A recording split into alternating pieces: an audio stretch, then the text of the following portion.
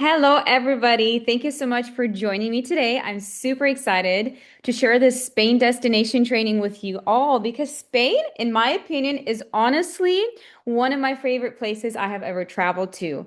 I got lucky to see two different sides of Spain, and we're going to talk about both of them. So, we're going to dive into very different sides of Spain, the classic southern, that is like Barcelona, Madrid, Seville. And then the Basque region, which is up north of Spain, which is a totally different vibe in all ways. And we're going to share what ways. By the end of this, I know you guys are going to feel confident booking Spain trips for your clients, knowing exactly where to send them, where to stay, and what they absolutely cannot miss. So let's get started. So first things first, Spain isn't just one experience. There are very different, two distinct sides to this country that you need to understand. On one side, you've got your classic Spain, which is Barcelona, Madrid, Seville. We all hear about that. This is where people usually go. This is what most people picture when they think of Spain. They think about the flamenco dancing, the tapas bars, that gorgeous Mediterranean architecture, the hot, sunny weather that they have there. It's very iconic. It's very touristy in the best way, and it's perfect for first timers. And then you've got the Basque region, which is up north, which is San Sebastian, Bilbao, and these charming little coastal villages. This area is completely different. They have their own language that they call Euskara and their own unique culture, and honestly, some of the best food in the world. So instead of hot and dry weather, it's all green, mountains, lush, the coastal area. And instead of tapas, you've got the famous pink sauce. That's their food. You can Google that. I did not add a picture of that in here, but it is one of the famous foods there. It's more authentic, it is less crowded, and it's perfect for clients who want something a little different or who are returning to Spain for a second visit and they want to see something else besides the iconic Barcelona, Madrid, and Seville. Let's see. So keep both of these regions in mind as we go through this training today because they are both Spain, but they offer totally different experiences. So everybody here, please make sure you're muted. Talk. Okay, there you go. I muted you. All right. More people are joining. I love this. Perfect. Everybody's muted. Great. Okay. We're going to talk about transportation across Spain. So, the transportation is very important because this is one of the first questions your clients are going to ask you. Should we rent a car? Should we go on a train? What do we do? Should we go with one of those hop on, hop off buses, you know? And the answer is it depends. It depends where you are, where you're at. For the major cities like Barcelona, Madrid, and Seville, I personally absolutely do not recommend renting a car at all. The train system in Spain is very good, very comfortable. They actually call it has its own name called Renfe, and the high-speed trains are also available. They're fast, they're very affordable, they're very comfortable, and they connect all the major cities for you by train. Madrid to Barcelona is only 2.5 to 3 hours by train, which is not bad at all. Madrid to Seville is about 2.5 hours. Way easier than flying when you factor in airport time. Because a lot of times when you go to the airport, you end up going there and there you go. You end up going to the airport and 2 hours in advance. And there's no point of you going there, being in the airport for 3 hours when you can just do a 2 hour train to your next destination, right? So that's just a little bit. This picture behind is in Madrid. This is the main plaza. I remember going there. My husband and I actually took the Lime scooters and we literally went all across, what's it called? Madrid. Okay, there you go. Muting everybody. Oh, so many people are joining. I'm so happy to see you all. Okay. All right, going on. We're going to talk about the capital of Spain. So, next up is Madrid, the capital in the heart of Spain. The airport is about 30 minutes to 40 minutes from the city center. Again, it is super easy to get to the city center by metro or taxi ride. That's what we do. My husband and I personally, those kind of travelers where we want to experience more of the cultural locals. So we would take the metro, and it's not that bad, and they're clean and they're good. You'll take the metro right in the center, and then I'll find the rest of the way to our hotel or wherever we're staying. For neighborhoods, for your clients, the best neighborhoods would be Sol and Gran Via. They are the dead center for your clients. That way they can walk to pretty much everything in about 10 to 15-minute walks. And when you're in Europe, a 10, 15-minute walk feels like a minute walk. Reason why is because, first of all, there's so many beautiful architectures to see. There's a lot of food here. There's cafes everywhere. And so you're going to be, oh my gosh, look at that. There's a croissant shop. Let's go over there. And it's like a 10-minute walk, but you're like, oh wow, these are some beautiful cobblestone roads. You don't even notice how fast time goes by. So 10 to 15-minute walk is literally nothing in Europe. Unless you're going uphill like in Lisbon. That was a little bit tough, but it's also very, very fun. Salamanca is a more upscale area if they want shopping and a fancier vibe. And Malasaña is very trendy, great nightlife, very local. Madrid is all about art and culture. And the Prado Museum is a world class. If your clients are into art, this is a must for them. The Royal Palace is stunning. We've been inside of that. It is obviously, honestly, very, very beautiful. And the Retiro Park is gorgeous to stroll or even rent a rowboat right here in the picture. I even have a picture of my husband and I in those rowboats. We had such a good time. Very chill, very, very fun, relaxing. On the side over here, you got a bunch of like, you know how we have food trucks? They have the little trailers with umbrellas over it. So you can choose food. You can get yourself a churro. You can get yourself some fresh fruit, whatever you want. They have a bunch of them over here. For tours, I definitely recommend a Madrid tapas crawl the food scene here. Basically a food tour because Madrid is all about really, really delicious food, like very, very good food that you don't want to miss out on. So, food highlights is the cocido madrileño. I can't pronounce that, but Google that stuff. I'm just giving you ideas here so you can look into it and make sure your clients know what they're going for. Obviously, churros that are in chocolate. They're very, very good, very crunchy, not Costco churros. Churros, like very good churros. Especially in San Guiñez, it's a very famous place for food. And that area, you do want your clients going and experiencing food there. A lot of locals. Madrid is also super friendly and super family friendly is what I meant. So you can definitely go there with kids and families there. They'll enjoy this Retiro Park. It's all very, very kid friendly. And a lot of very kid friendly museums as well. So there's a lot to do for your clients.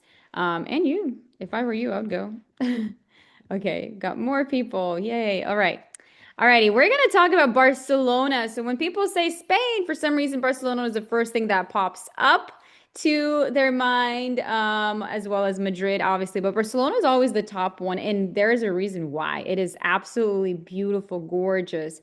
Honestly, this city to me feels like magic. Just look at these colors, a lot of very colorful architectures. I've been here multiple times, guys, and it never gets old. My favorite memories of Barcelona is renting out the Lime scooters and going down the long beach that they have there, which I definitely recommend you all to go to. Um, it's beautiful. People are swimming in the beach.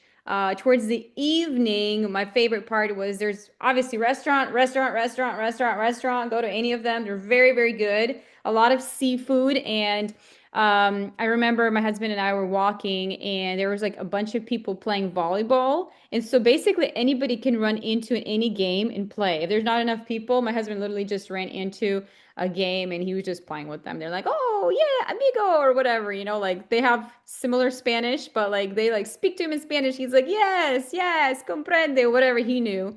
And it worked. So your clients are going to fly into the El Prat Airport, which is about 30 minutes from the city center. And it's super easy to get into the city by train or taxi, like I already mentioned earlier. Same thing here. For where to stay, I always recommend three neighborhoods. The Eixample is your best bet if they want to stay by Central and walkable to everything. It's near the Sagrada Familia, which is the famous church. We'll talk about that. I have pictures of it later on. And it's about 15 to 20 minutes on foot to the most major attractions. So that's a really good place to stay. My favorite place to stay, and I underlined, is the Gothic Quarter. It's the heart of the old city. It's near the Las Ramblas Street. Las Ramblas Street is where you have all the markets, the big famous Barcelona market.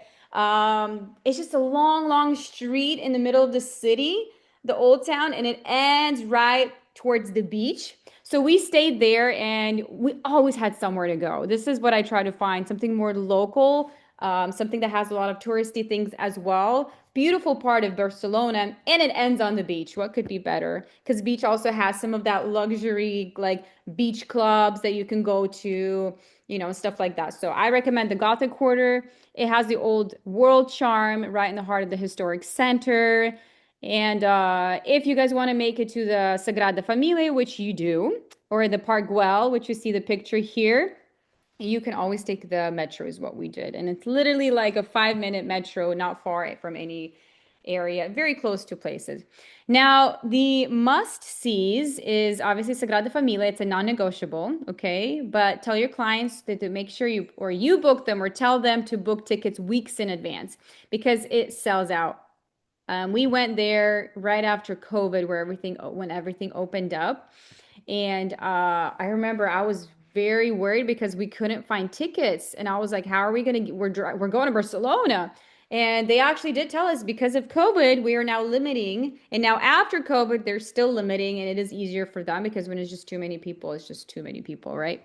Also, the Park Güell, right here, you see this picture in the middle. Las Ramblas, the street is very good to see. The Gothic Quarter, that's where we see the Gaudi houses, the Casa Batlló, the very wavy house, the beautiful, famous Barcelona houses, yeah?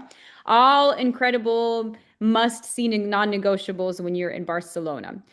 For tours, I love the Gaudi architecture. This is what they kind of look like. Very colorful, very unique and different, very beautiful. There's a lot of walking tours like that, tapas and wine tasting, and day trips to Montserrat if they have the time.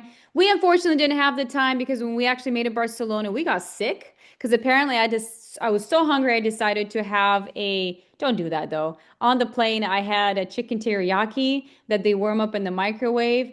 And I was sick. My husband's like, I'm not gonna go by myself. So literally lost a day of sitting in our hotel in Barcelona. Like, come on. So yeah, this is just a little bit about Barcelona. Food wise, they have to try the paella, 100% the paella. That's what they're known for. We had a great paella. It's basically like a rice dish, very round dish, rice, and it's a little bit more of a crispy dried rice with a bunch of seafood on top and their own spices and stuff. Very, very good. Also, I remember going on the beach and you got all these shops and you've got like the dry meats hanging there. That's what they're known for, their dry meats, like for charcuterie kind of. That's what they have. They're hanging. So it's very good. The city is super family friendly, guys. There's beach access. You have the aquarium. You have the interactive museums. You honestly have so many things. Barcelona checks off all the boxes. All right. Let us move on to our next city, which is a dream. Let me move my face down a little bit so you guys can see the picture. There you go. We're heading south to Seville. This is where you get the real charm of Spain. This is beautiful, very different. I absolutely loved Seville. The airport is only 20 minutes from the city center, so it's the easiest arrival of all the three cities that I'm mentioning today here. So where to stay is the Santa Cruz. It's very historic Jewish quarter. It's gorgeous there. You got the narrow streets, you got the orange trees, and you're about 5 to 10 minutes from all of the major cities. Oops. I need to make sure if I'm recording. Am I recording? Yes, I think I am recording. Good. For where to stay, Santa Cruz, like I already mentioned. Centro is also super central and walkable. And then Triana is across the river. This is where you go for authentic flamenco. Flamenco, that's the Spanish dancing. Very, very Spanish, very beautiful. So the must-sees is the Seville. Somebody's joining us again. Seville Cathedral is one of the largest Gothic cathedrals in the whole world. So it's a non-negotiable when you're visiting Seville. So you have to go see it. And you can climb the Gerard de Towel for some amazing views. A lot of beautiful views from up there. We never got to that because I didn't really know about it, which I wish I did. Back then, I was not a travel agent, guys. I just went with the flow. The Real Alcazar is the stunning Moorish palace with incredible gardens. It's a must see. So if they're there, they cannot miss it. If you're there, you have to make sure you go. And the Plaza de España is one of the most beautiful squares I have ever seen. Look at this. You have to catch a flamenco show in the Triana area. It is a real deal, guys. Don't miss out on that. For tours, book the Alcazar and the Cathedral combo, and then do the tapas tour in the Triana. And if they have time, do a day trip to Cordoba. We've been to Cordoba. It's a older town outside of, like the main towns like Seville, but it's so beautiful. They have their own little charms. It's very like rustic and pretty. So yeah, very, very incredible places to hang out with and explore. Food wise, we're talking about gazpacho, frito, fried fish.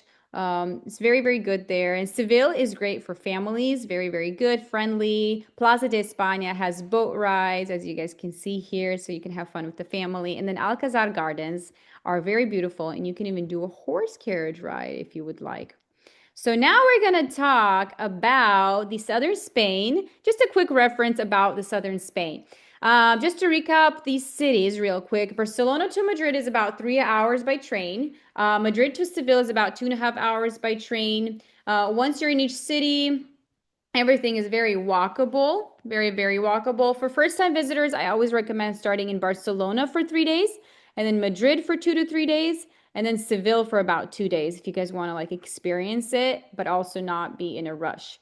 That's a solid 7 to 10 day itinerary that hits all the highlights without making you feel like you are rushed. That's what we did. The first trip we ever did to Europe, we were so rushed. I was like, this is not enough. Like, there's so many more things to see. This is not enough. And so from then on, every time we went or I do a trip for my clients, I always, always add an extra day in each of the cities and what they recommend online because you never know. And then it's always a good idea, and everybody's always happy that they have that extra day there. Climate wise, summers are very hot in the southern Spain, especially in Seville. It can get so hot, it gets brutal. But for winters, they're mild and beautiful. Spring and fall are probably the sweet spots. Now we're going to talk about, by the way, let me explain this picture here. Have you seen in the movies or stories in history of the Pamplona Bull Run? So you see them running in the middle of the narrow streets, and all these people are either running in front of the bulls or behind the bulls, but it was like a sport there that they would do. And I was actually in Pamplona, and I remember we ran out of the big gates where the bulls would start running from, and then the whole crowd would be running. And look at all these people cheering. It's like a whole thing there.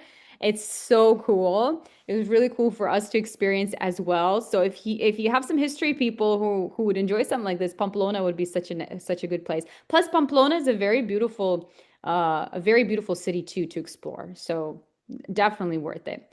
But we're gonna talk about a gem. And if you guys know me, every destination training that I've done, Italy, France, there's always a gem I would add. And this is the gem of Spain, something that some people don't even know exists. We're going to switch gears and talk about the Basque region because this is a completely different side of Spain. I've personally been to San Sebastian and the surrounding areas, and it's honestly one of the most special places I have ever visited. You guys can see by the picture here. This is what it looks like. So what makes the Basque region so unique? Honestly, they have their own language. I already mentioned that. They really have their own language called the Euskara. It's one of the oldest languages in Europe and is completely different from Spanish. When we were there, I was like trying to speak Spanish because I took Spanish in high school. They're like, okay, like they understood me, but they're like, we don't speak this here. And I'm like, wait, what? And then they actually literally have a whole different language. The culture is very distinct. The traditions are very different than what you would find in Barcelona, Madrid. And people here are very, very proud of their Basque identity. Like, very. If you ask them where you're from, they're gonna be like, we're from the Basque region. We like, okay, so we know what that is, right? If people are like, okay, cool, you cool people then. Second, this is the culinary capital of the world. And somebody, let me mute you. Everybody, please mute yourself. Okay, there you go. Culinary capital of the world. And I'm not even exaggerating, guys, because San Sebastian has more Michelin stars per capita than anywhere else on the planet. Okay, research done has the more Michelin stars here than any other place on the planet. The food here is next level. Instead of tapas, you have the pink sauce. I can't say that, which are these little bites on bread. And every bar is trying to outdo each other. Every restaurant is trying to outdo the restaurant next to them. Honestly, very incredible. And everywhere we ate, I remember like, wow, this is good. Just like a sandwich looking thing, which is a, whatever they call it.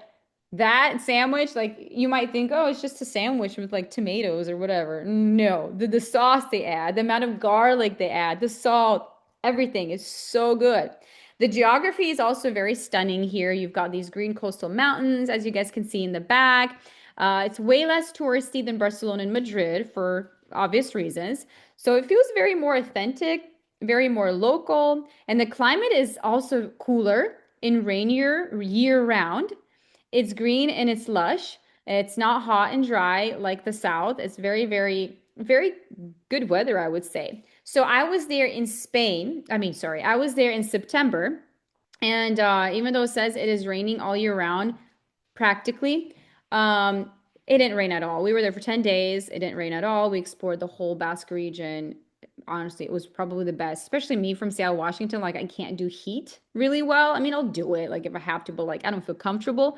This felt perfect for me. So anybody from, Pacific Northwest, go visit the Basque region. You're gonna love it. The main cities here are San Sebastian, Bilbao, and then smaller towns like Tolosa, which we've also seen was beautiful. Pamplona, like I mentioned, Guetaria. So there's like a lot of really cute little towns out there to explore. If your clients want something very different in Spain, something more authentic, or if they're foodies, they want to try some really good food, this is where you want to send them. So let's start talking about San Sebastian. This is literally the picture of San Sebastian. I literally walked on this beach, okay? And there's like, I don't know which one of these buildings, but there's like a music school here. So when you walk on the beach, you hear the music university, you hear them practicing their violins. Very cool, very different. So San Sebastian, or we call it the Donostia in Basque, and this city is absolutely stunning. So for getting there, most people fly into the Bilbao Airport, which is about an hour drive away, which is okay. That's like Paris, whatever. There's also smaller San Sebastian Airport that's about 30 minutes out. And the train station is right in the city. So about 10 to 15-minute walk from the old town. So everything is very walkable, very, very walkable friendly. For where to stay would be Parte Vieja, that is the old town, and it's the heart of all the pink sauce scene. Okay, that's their famous foods. This is where you would find like every single cafe would have that. Your steps from the beach, literally like a few steps, and surrounded by incredible food on the beach too. So a lot of really cool things, very touristy when it comes to the beach area. Gros is the surfer neighborhood with a younger local vibe. And Zuriola Beach also has the same vibe for surfing. Anybody who's looking to explore, have more fun, rock climb, like not rock climbing, but climbing on rocks with like what do they call the blowholes? Yep, they have that there. I even have a picture of Marilyn Monroe picture with the blowhole behind. And then Centro, or the romantic zone, is more elegant and is right near the La Concha Beach. Okay, speaking of the La Concha Beach, this is one of the most beautiful urban beaches in Europe and considered one of the most beautiful ones. It's this perfect crescent bay with calm water, as you guys can see here, and it's right in the city. And Monte Igueldo has a funicular, well, it has, I'm looking at my notes here, that takes you up for the panoramic view. So that is the mountain, more of like a hillside mountain that you'll be able to see the views of that area, which is super pretty. And we literally climbed up there, and I'm not a hiker or anything, but it was worth it. It was very pretty. It's very gorgeous, and especially at sunset, that's kind of where you want your clients to go, and you want to go yourself. The Old Town is where you'll spend your evenings doing bar hopping, trying out foods, appetizer-sized foods. And there's the Piana del Viento sculpture, which is a very famous thing. And then also, they have a very nice aquarium there. For tours, we would recommend obviously trying their local foods and drinks, tasting their wines. That is a must because they have a lot of very nice Spanish vineyards, wines in the vineyards there. I don't drink no alcohol, no wine, so I don't know. But the people, because I went with my choir, this is how I know about this because we were actually exploring choir and we had a huge competition there. And so that's how we went there for 10 days. We were able to also make it into a vacation. What's funny about San Sebastian, and I guess it was very funny for me because, like I said, no alcohol for me, but this is what happens. When you go to a restaurant or you're staying at a hotel, or let's say here in America, you go to a restaurant, they give you water. Water is free. They give you water. In San Sebastian, you buy water, but you get wine for free. So wine there is like water here. Okay. You go anywhere, they don't ask you, they just pour you a glass of wine and you're like, okay, So that I thought was very interesting, very different from what we are used to. Um, Obviously, I said coastal hikes, nearby villages are very beautiful. We're going to talk about a few of those. Cooking classes are super popular here because of the food and the Michelin stars, like we talked about. Cider house experiences are really fun, and that's a very local tradition. So that is something you would want your clients to do. So we already talked about the foods here, super family friendly. The beaches are family friendly, the aquarium, going up that Monte Igueldo hike, even up there, they have a little amusement park at the top as well. So you can have some fun with the kids. Let's talk about Bilbao. Next is Bilbao. This is a bigger city in the Basque region, and it's known for art and industry. So as you can see in the picture here, that the airport is only 20 minutes from the city center, so it's super easy to get to the city center. For neighborhoods, I would recommend you guys to stay at the Casco Viejo. It's the old town with all the Pinkstos bars and historic charms. Um, Also, about 10 minutes walk to the Guggenheim Museum. If you guys heard about that one, this is it. It's honestly very pretty. Abondo is modern central near Gran Via. And then there's also a lot of more residential with the local feel areas as well. The Guggenheim Museum is a star here. That building alone is worth the trip to see. It's beautiful. I personally wasn't able to see that, but I've heard of it. We just decided to take a different route. It's a very incredible piece of modern art. The old town is charming for wandering and eating foods. So if you guys love food, this is also basically if you love food, go to Spain. That's all I'm going to say. Go to the northern part of Spain and see where all the food is. Okay. For tours, definitely go to the Guggenheim guided tour. The Basque food and wine tours are amazing. And if your clients are Game of Thrones fans, you need them to take that day trip to San Juan, and I'm not going to even read that. Gastelugatse. I'm not even going to read that, but it was used as Dragonstone in the show, and it is absolutely stunning. The food there is bacalao. We're going to Google all that stuff, but when I Googled it, all looks similar, but also very different because of their own Basque style of how they also make their food look, not just taste, right? We're going to go on to my favorite part of this trip that I've been on, Tolosa. And it is one of those little gems that you would drive an hour out from the town. Um, Smaller towns that make this Basque region so special. This is actually where I hiked. Imagine hiking here. Like, I'm telling you, it is so beautiful. Tolosa is a small town about 30 minutes from San Sebastian. See these buildings? This is where we stayed. This is where our whole stay of the trip was. It's famous for its Saturday markets. It's famous for its carnivals and alubias, which are these local beans, okay? It's super authentic and it's not touristy at all. Um, if you ever want to look into the gems, these are definitely places to go and send your clients. And as a Europe specialist, I do recommend you all to always add at least a little city gem into your European itineraries. Very different. They might be like, I don't know. Be like, yes, you want it. they're gonna enjoy it regardless. And seeing something different, them coming back home being like, we were able to see this. People are like, wait, what is that? Look at these pictures. Oh my gosh, yes, I'm gonna go to Carolina and she's gonna book my next trip. Also, another hint and tip for you guys as well, okay? But another gem is Han Daribia over here. It's more of a medieval town, colorful buildings and stuff like that. It's very, very pretty. Guettari is a fishing village, the birthplace of Balenciaga, actually. And then they're also known for their grilled fish. And then Pasaya is a charming port town, and Zarauz, ooh, I love Zarauz, has a long beach and a surf vibe. This is Zarauz. Zarauz is part of Tolosa, okay? They're very close, but like Zarauz, it's all about hiking and then the surf waves and stuff.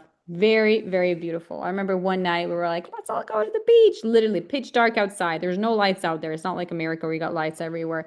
We literally like ran into the water. It was very, very interesting. I didn't run in like because I don't want to walk around wet, but like all the guys just like ran in there. It was just super fun. These villages are best explored with a rental car. So this is why I recommend getting a rental car in the Basque region. They're about 30 to 45 minutes apart, all these cities, all these little towns. This is where you send clients who want to get off the beaten path and see the real Basque county. Okay, look at this picture. Isn't it beautiful? We see a map here.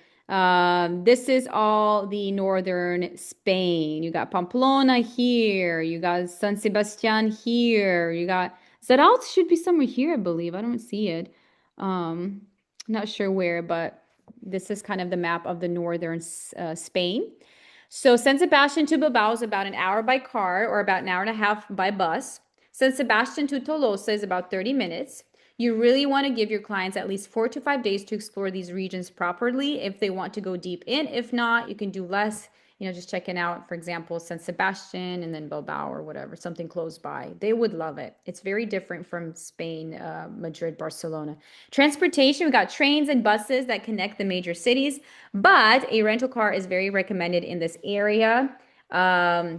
If they want to explore the villages, the countryside, and within the cities, everything is very, very walkable. We had a bus that took us around, which was very nice. Climate, it's rainy year round, but again, when we were there in September, it didn't rain at all. We were there for 10 days. It was perfect. So tell your clients to bring some layers just in case, maybe a rain jacket if they'd like, but not necessary really, but like at the same time, it'd be nice to have it because you never know. And this is what makes the rain and everything is what makes this area very green and beautiful and not dry looking with palm trees. This is more about like trees and very, very different. I would say very Washington-like. And this region is best for foodies, right? We talked about the Michelin stars, couples, and beach lovers, and somebody who wants to learn and experience more of a cultural vibe and feel. Southern Spain versus the Basque region. Let's start comparing. The two regions side by side compared because you need to know where your client wants to go. See, very different pictures, but this is what it kind of is. It's very different. So you got the southern and central Spain with Barcelona, Madrid, Seville. This is the classic Spanish culture and architecture. Hot, dry climate, flamenco, tapas, paella, grand museums, and, monuments. It's more touristy. It's very well trodden, but in a very good way. Okay. So, like, people have experienced it a lot, but there's a reason why in a very, very good way. Everything is easy and very accessible there. Train connections are perfect, no car needed. This is best for first timers, best for families, and also people who love history. And then we have the Basque region. There's San Sebastian, Bilbao, Pamplona, Tolosa, and the little villages around. This is the unique Basque culture with its own language, not Spanish, or their own language. It's cooler, maybe more rainier, it's very green. You got the Michelin star dining, incredible seafood. You got the coastal beauty and mountains. It's more authentic, it's very less crowded. And a car here is very helpful to go around. And obviously, like I already mentioned, it is the best for foods, return visitors, and beach lovers who want something different. Both of these regions are incredible, but they offer a totally different kind of experience. So listen to what your clients are looking for, and you'll know exactly where to send them. And because I've been to both, I can say that it is 100% worth visiting both of these. Don't just stick with Barcelona. There's way more to see in Spain. Pro tip for your clients. First booking trips, I'd recommend Sagrada Familia and the Alhambra in Granada sell out in weeks in advance. So make sure you get all of that booked in advance. You got your Pinksos tours in San Sebastian. Those are very popular. So reserve those early as well. And for train tickets, you want to book 60 days out for the best prices. Best time to visit is spring through May. In May is perfect weather for fewer crowds. Fall, maybe September and October because it's still warm and it's still harvest season. And it's very ideal to go. Summer is very hot in the south, but perfect in the Basque region. Winter is mild with fewer tourists, but some attractions have shorter hours as well. So keep that in mind. So based on packing for southern Spain, we need sunscreen and you can get that there. But like you need that, you need light layers and you need comfortable walking shoes. For the Basque region, you definitely need a raincoat, layers, and waterproof shoes. But again, I want to say bring yourself Washington State clothes because if I was going to go to San Sebastian, I would not do that. But this is what is recommended because it could be raining, it could get a little messy. But again, 10 days of me being there, not even there was no rain. So I think it would be okay as well. But, having that in the back just in case is really good. Some cultural knows the Spaniards, they eat very late. Just like me, we eat very late. Our dinner is also usually from 8 p.m. to 10. Their dinner is 9 p.m. to 10. Legit. When it's time for when our kids have been sleeping for 2 hours, that's when they start having dinner. Siesta time is 2 to 5 p.m. when a lot of shops close. And I remember when we were in San Sebastian, we were like, let's go out for lunch. Uh-huh. You think we went out for lunch? Everything was closed. We were like, what is going on? And we were literally 40 minutes away from France. We're like, maybe we should go eat in France. And which we didn't because they had the same siesta time. This is when people go home to spend time with family. Can you believe it? They got a few hours every single day that they would go spend time with family. Most of them go take a nap before they go back to work. So they go take a nap. They do whatever they got to do, but this is their time. And also, tipping is not required, but it is very much appreciated, but they don't expect you to tip. But leaving, rounding up the total is very popular there, or leave a euro or two for them. That's something really nice as well. But as you guys can see, these mountains, this is what the Basque region looks like. Very beautiful. So we're going to put it all together and give you some sample itineraries. For example, for a 7-day classical Spain a trip, I would recommend about 3 days in Barcelona, 2 days in Madrid, and 2 days in Seville is what I would recommend. This hits all the highlights and it's perfect for first-time visitors because they can't visit everything anyways. So like the major things, they would be able to do that. We have our 10-day Spain deep dive. So that is basically 3 days in Barcelona, 2 days in Madrid, 2 days in Seville, and this hits and then 3 days in San Sebastian and Basque villages is what I would recommend. This give them both sides of Spain to experience. And then you've got your 5-day Basque escape where you got 3 days in San Sebastian and then 1 day exploring the coastal villages with a rental car and then 1 full day in Bilbao. This is perfect for foodies who love history, who love mountains, who don't like hot weather, and perfect for return visitors. If they're back to Spain, offer them this region. Very, literally offer it to them. Family friendly, obviously, Spain is all family friendly. We've got a lot of highlights across the board. We talked about the Barcelona beach. They're known for their beaches. They're known for Gaudi. Madrid is known for parks and palaces. And San Sebastian is known for beaches and the aquarium and the rustic, different side of Spain. So that's kind of it for Spain, everybody. I hope this gives you everything you need. Kind of opened up your eyes on a different side of Spain. So you can book your trips confidently for your clients and for yourselves. And if you have any questions, guys, feel free to ask right now. You can unmute yourself. But other than that, I'm going to end with saying go out there and send your people to Spain because they're going to absolutely love it. And look, people are joining our call to right now. Interesting. All right, everybody, if you have any questions, feel free to ask. If you want, I can show you. This is the Batlo building in Barcelona that I was talking about, the wavy building. This is what Barcelona looks like. It's all in little squares and sections. This is the beautiful Sagrada Familia. I call it a church, but I don't know what they all call it there. So that's very popular to go see.